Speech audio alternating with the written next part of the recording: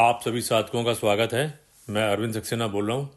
साधना जगत के रहस्यों तथा तथ्यों को जानने के लिए इस चैनल के प्रत्येक वीडियो को देखें और इसमें दी गई प्रत्येक प्लेलिस्ट को भी देखें। अब ये वीडियो जो है बहुत महत्वपूर्ण वीडियो है और ये इसका जो टाइटल है विवाह, मैरिज, कल्याण सुंदर मूर्ति, उमा महेश्वर मूर्ति, अन्नपूर्णा मूर्ति।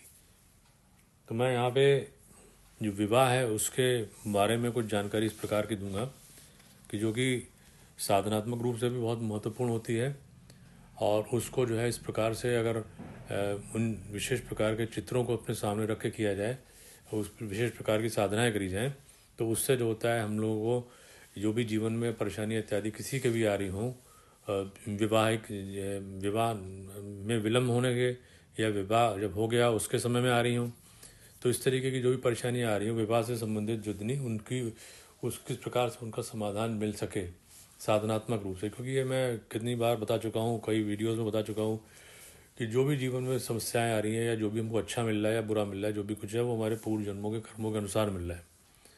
लेकिन इस समय इस प्रकार का है कि यहाँ पे ऐसा लगेगा कि कोई चीज़ें हमको ऐसी मिल रही हैं कि बहुत अच्छी मिल रही हैं, लेकिन पता लगा वो गड्ढा है, यानी शॉर्ट टर्म गेन हो रहा है, लॉन्ग टर्म लॉसेज हो रहे हैं। वो लॉन्ग टर्म लॉसेस कैसे होंगे? जब हम पूरे जीवन को एक सूत्र में देखें, यानी कि ये जो हम अभी अभी हमारे जो करंट लाइफ है इसको हम माने कि ये हमारा एक छोटा सा पार्ट है।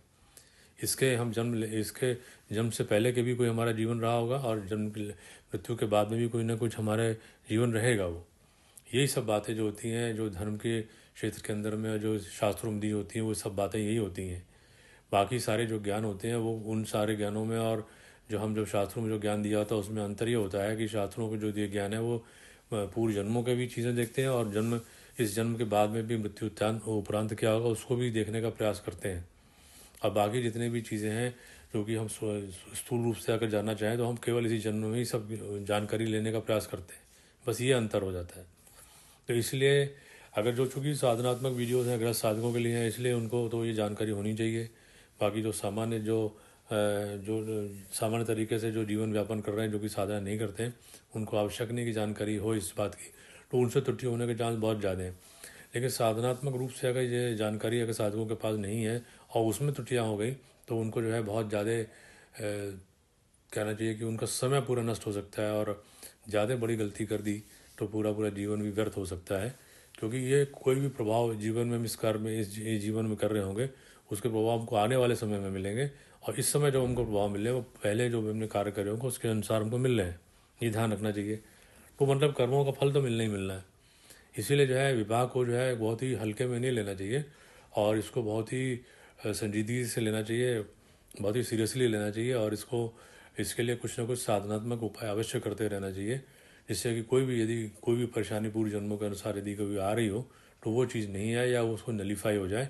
नलीफाई कैसे होगी कि वो साधनात्मक रूप से जब साधनाएं होंगी, जो कुछ विशेष मंत्र होंगे, चीज़ें होंगी, स्रोत पाठ होंगे इत्यादि, उनसे क्या होगा कि वो पूर्व जन्मों के जो भी या पूर्व जन्मकृत या इस जन्म में भी जो भी गलत काम इत्यादि हो गए होंगे वो जो है नलीफाई हो जाएंगे। और वो नलीफाई जब हो जाएंगे तो उसके बाद उनके जो दुष्प्रभाव यदि हमारे वैवाहिक जीवन में आ रहे हैं या विवाह में आ रहे हैं या आने वाले होंगे वो सब समाप्त हो सकते हैं।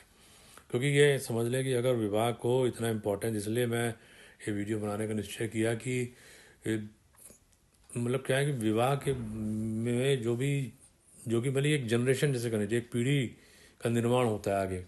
अब अगर उस जनरेशन में क्या है कि कोई भी अगर उसके अंदर ऐसी गलत बात रह जाए या बहुत परेशानी कहीं किसी की आ जाए तो पितरों को बड़ा कष्ट होता है। अब पितर कौन होते हैं? जो कि आप मेरे वीडियो देखने का प्रयास करिएगा, जो पितरों वाले वीडियोस हैं उसमें पितर है, नरक है, मृत्यु उपरांत सारी चीज़ें, ये सब बातें आती हैं। ये सब बातें साधनात्मक रूप से जो साधक लोग हैं वो तो जानते हैं, समझते हैं, जो कि कम से कम एडवांस रूप लेवल के साधक होंगे वो तो जानते ही हैं इस बात को। तो वो पितृदोष के रूप में जीवन में आने लगता है।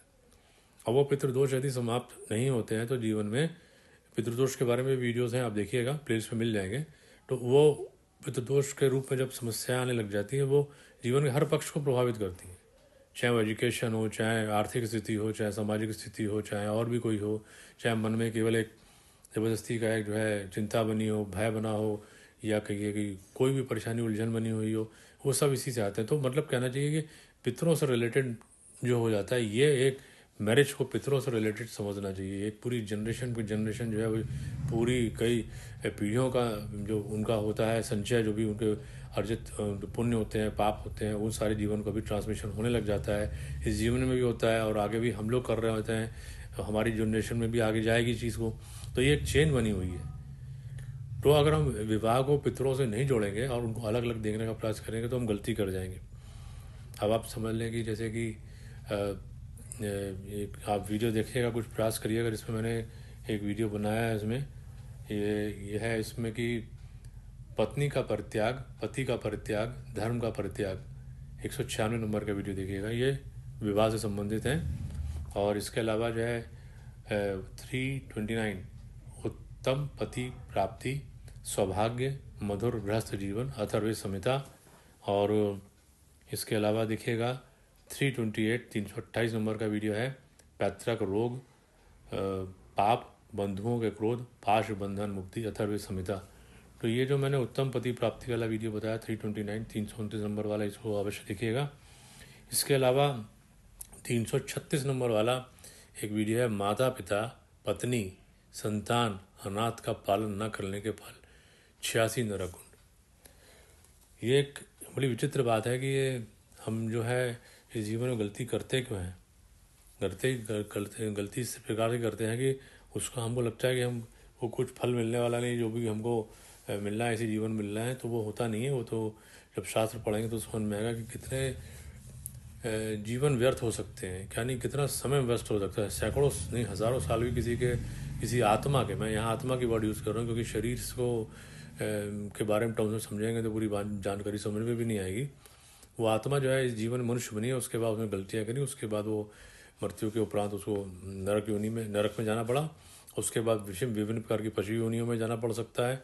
और उसके बाद अनेक प्रकार के योनियों में जाने के बाद में फिर वो कई इसके बाद में यदि इसके पास कुछ थोड़ा बहुत पुण्य बचा होगा तो हो सकता है फिर मनुष्य योनि में आए, और वो भी उसको बहुत ही स्ट्रगल वाली चीज़ में जाना पड़ जाएगा उसको। ये सब बातें आप जब मृत्यु और नरक पितृदोष वाले वीडियोस में देखेंगे तो बात समझ में आएगी। तो ये होता क्यों है, गलत चीज़ें हमारे साथ नहीं हो उसके लिए भी विधान है हमारे, बहुत सारे हैं। ये वीडियोस जो अभी मैंने बताया इनमें भी विधान आपको मिलेंगे, सारी साधनाएं भी मिल जाएंगी इसमें। बाकी जैसे होता है कि गलत कार्य होते हैं, जैसे एक अवैध संबंध के बारे में वीडियो है 345 नंबर का, ये देखने का जरूर प्रयास करिएगा। महापातक वाला 435 नंबर का वीडियो है, इसको देखने का प्रयास करिएगा। ये गलत जो कार्य करे जाते हैं वो महापातक होते हैं, वो नलिफाई नहीं होते हैं। कम से कम समझ लीजिए कई कई जन्मों तक आगे ट्रांसमिशन हो सकता है उनका, यदि मनुष्य जीवन है तो भी। और अगर गलत काम कर दिया तो फिर वो जो है जो नरक वाले जो है की यात्रा जाने की संभावना सारी बनती। ये सब होता कि इसलिए मैंने वीडियो में बताता रहता हूँ कि समय के कारण है। समय के लिए आप कलीबाधा वाला वीडियो देखिएगा 227 नंबर का, असुर वाली प्लेस देखिएगा। और 195 नंबर का वीडियो देखिएगा राक्षसों द्वारा भक्षण, पुण्य स्वभाव का भक्षण करते हैं, अनिष्ट और अशुभ का प्रवेश किन कारणों से होता है, 223 नंबर का वीडियो देखिएगा। और 306 308 327 नंबर अपूर्ण गुरु वाले वीडियो देखिएगा। काला जादू काली शक्तियों से बचना चाहिए, जो प्रेत सिद्धियाँ इत्यादि होती हैं इनमें नहीं जाना चाहिए। सब वीडियो मेरे आप बने हुए हैं, देखने का प्रयास करिएगा। ये जो भी गड़बड़ियाँ हो रही हैं कुछ समय कारण हो रही हैं, और वो इतना बलवान समय है कि वो यदि पुण्य किसी के पास नहीं है या कम है तो उसको प्रभावित करके, उसको आसुरी शक्तियाँ प्रभावित करके उसको गलत कार्य की तरफ धकेल देती हैं और गलत डिसीजंस में ले जाती हैं उसको। इसके लिए आप मेरा एक वीडियो देखिएगा, अपराध वाला वीडियो देखिएगा 294 नंबर का, कि कोई व्यक्ति जन्मजात अपराधी नहीं होता, उसको जो है अपराध की तरफ ले जाने के लिए ये प्रयासरत रहती हैं सारी शक्तियाँ, असुरी शक्तियाँ, गलत शक्तियाँ उसको धकेलती हैं। तो मतलब यह है कि अगर एक बार धकेल लिया, गड्ढे में चले गए तो फिर निकलना बड़ा मुश्किल हो जाता है, सालों सालों व्यर्थ हो सकते हैं और सारी ऊर्जा, समय, उत्साह, ये सब चीज़ें समाप्त होने लग जाती हैं। तो वो सब ना हो उसके लिए जो है विशेष प्रकार की साधनाएं भी करनी चाहिए। विशेष रूप से ये साधना जरूर देखिएगा 507 नंबर का नरसिंह साधना, उपनिषद, कल्याण, भय मुक्ति, दुष्टता, अन्याय, पाप, तेज, सामर्थ्य, सक्रियता, ये देखने का जरूर प्रयास करिएगा। और कौन सी किताबें पढ़ें या मूल शास्त्र पढ़ें, पूर्ण और अपूर्ण ज्ञान, 18 महापुराण, वेद संहिताएं, 505 नंबर का वीडियो जरूर देखिएगा। अब इसी में क्या है कि भगवान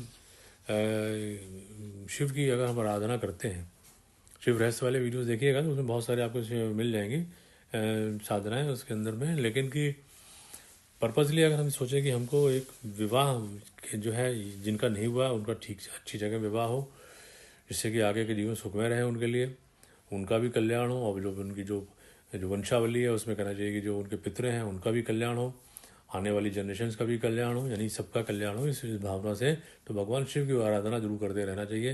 भगवान शिव में भी लेकिन विशेष प्रकार की जो है अगर चित्र हों हमारे पास, मूर्तियाँ हों या इस तरीके के स्थान हमको मिल जाएँ तो वहाँ पे भी हमको उनका प्रयास करना चाहिए कि उनकी साधना क्या करें।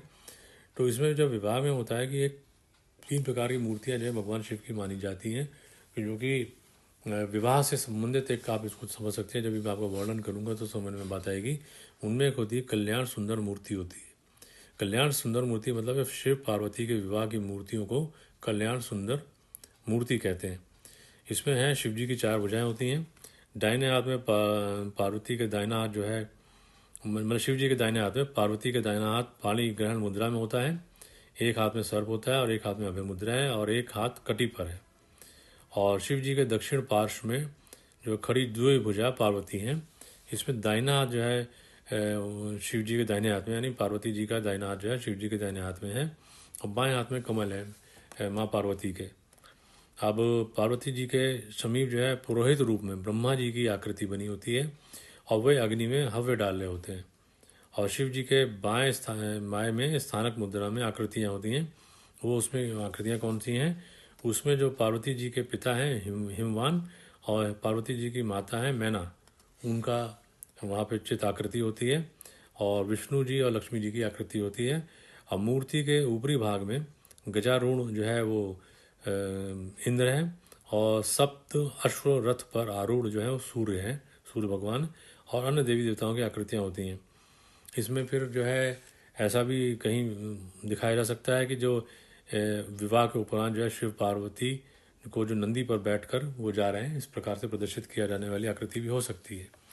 अब इसी प्रकार से जो होता है उमा महेश्वर जो मूर्ति है या इनका चित्र समझ लें। इसमें क्या है कि उमा महेश्वर रूप में क्या होता है, जो अभी मैंने आपको कल्याण सुंदर मूर्ति बताई, इसमें है शिव पार्वती के विवाह की मूर्तियों को कल्याण सुंदर मूर्ति कहते हैं।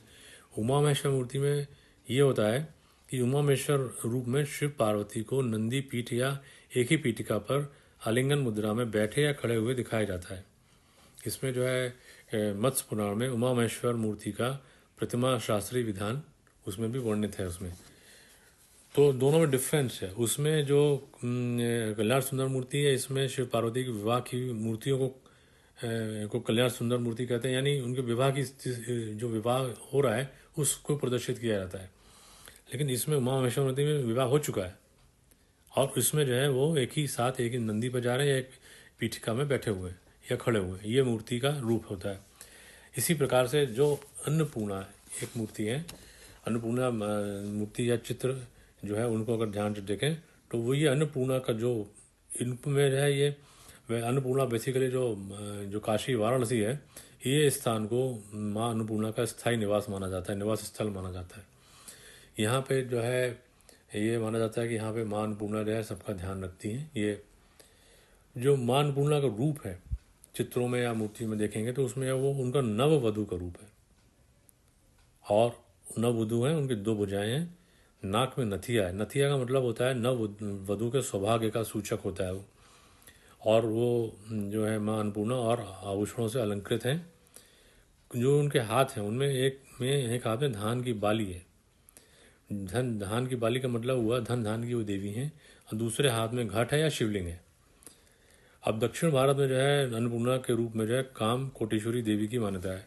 तो देखिए मैंने आपको अन्नपूर्णा देवी की बात बताई, ये नववधु का रूप है, और धन धान की देवी है, यानी नववधु के रूप में वो किसी भी जो है वो धन नववधु के रूप में है, और धन धान जो है वो देवी हैं और सौभाग्य का सूचक है वो। ये होता है, ये मतलब जस्ट आफ्टर मैरिज जैसा उनका रूप होता है माँ पार्वती का, वो अन्नपूर्णा वाला रूप है। तो ये जो 3 पिक्चर मैं आपको बताई, 3 चित्र बताए, 3 जो चित्र समझ लें, मूर्ति समझ लें, उनका स्वरूप बताया मैंने। कल्याण सुंदर मूर्ति ये जब शिव पार्वती का जो विवाह हो रहा था उस समय का चित्र, और शिव पार्वती का जो विवाह हो गया तो जो है उसमें जो अन्नपूर्णा रूप में नववधु के रूप में माँ पार्वती के रूप है अन्नपूर्णा। और उसके बाद जब शिव पार्वती जब एक साथ नंदी पर बैठ के जा रहे हैं तो वो उमा महेश्वर वाला रूप हो गया उसमें। इसमें नंदी पर जा रहे हैं या एक पीठिका पर खड़े हुए हैं, आलिंगन मुद्रा में बैठे हैं या खड़े हुए हैं। ये जब शिव पार्वती जी का जो चित्र होता है या मूर्ति है वो उमा महेश्वर रूप है। तो इन कल्याण सुंदर मूर्ति और उमा महेश्वर मूर्ति और अन्नपूर्णा मूर्ति, इनको चित्र को अपने दिमाग में रखना चाहिए। और अगर चित्र मिल जाए तो बहुत अच्छा है, नहीं तो जो भी इनमें से कोई भी जो भी चित्र मिल जाए शिव पार्वती जी का, वो सामने रखना चाहिए अपना घर में। और उनमें नित्य जो है कुछ ना कुछ उनमें दिया जरूर जलाना चाहिए, अगरबत्ती जरूर जलानी चाहिए। और जो भी कुछ साधना इत्यादि उनकी कर सकते हैं वो करने का प्रयास करना चाहिए। साधनाओं के लिए बहुत सारे वीडियो मेरे बने हुए हैं, आप जब शिव रहस्य वाले वीडियोस में जाएंगे उसमें भी आपको मिल जाएंगी। साधना पक्ष वाले वीडियो में भी आपको बहुत सारी चीज़ें मिल जाएंगी। तो उन वीडियोस में भी कौन कौन से विशेष प्रकार की जो साधनाएं हैं उनको करनी चाहिए। नहीं तो जो भी साधना समझ में आए उसको करना चाहिए, लेकिन इनको जो है चित्रों को सामने रखना चाहिए। और ये जो कि ये जो विवाह से संबंधित जो भी समस्याएं हैं, चाहे विवाह से पूर्व की जो समस्याएं हैं, विवाह यानी में डिलेज हो रही हो या और किसी भी तरीके की समस्या आ रही हो, और या विवाह के उपरांत किसी प्रकार की समस्या आ रही हो, उसको ये इस तरीके के चित्र रखे जाएं, उनकी साधना करी जाए। और ये मान के चला जाए कि हमको जो है अपने विवाह को सफल बनाना है, इसलिए कि हमारा ये जीवन भी सफल रहे और हमारे जो पूर्वज हैं यानी जो पितृ रूप में हैं उनकी भी जो आत्मा इत्यादि हैं उनको भी किसी तरीके का कष्ट ना हो। क्योंकि इस पूर्वजों की एक जो शास्त्रों में अगर आप देखेंगे सब बातें इसमें आएंगी। पूर्वजों की एक बहुत बड़ी इच्छा रहती है कि उनके घर परिवार में इस प्रकार के उनके वंशज हों कि जो कि इस प्रकार पुण्यात्माएँ हों, और वो जो कि जिससे कि उनकी भी मुक्ति या उनकी जो है कहीं अगर उनकी अधोगति हो गई है वो भी समाप्त हो जाए और उनको मुक्ति मिले, ये सब बातें आती हैं। तो ये विवाह को पूर्वजों से जोड़ कर देखना चाहिए और आने वाली जनरेशन से जोड़ कर देखना चाहिए। और इसलिए बहुत ही एक क्रूशियल एक होता है, बहुत ही महत्वपूर्ण एक पड़ाव होता है किसी के जीवन का विवाह, इसलिए उस तरफ सतर्क रहना चाहिए। और इन मूर्तियों के बारे में जो मैंने बताया, इनको चित्रों को जो भी समझ में आए अपने घर में रखने का प्रयास करना चाहिए। और इसके साथ में जो है माँ जो भगवान शिव की माँ पार्वती की इनकी साधना जो है, इनके कंबाइंड चित्र जो है उनके सामने करते कुछ ना कुछ करते रहना चाहिए। तो आशा करता हूँ कि सब जानकारी अच्छी लगी होगी। इस वीडियो को देखने के लिए आप सभी का धन्यवाद।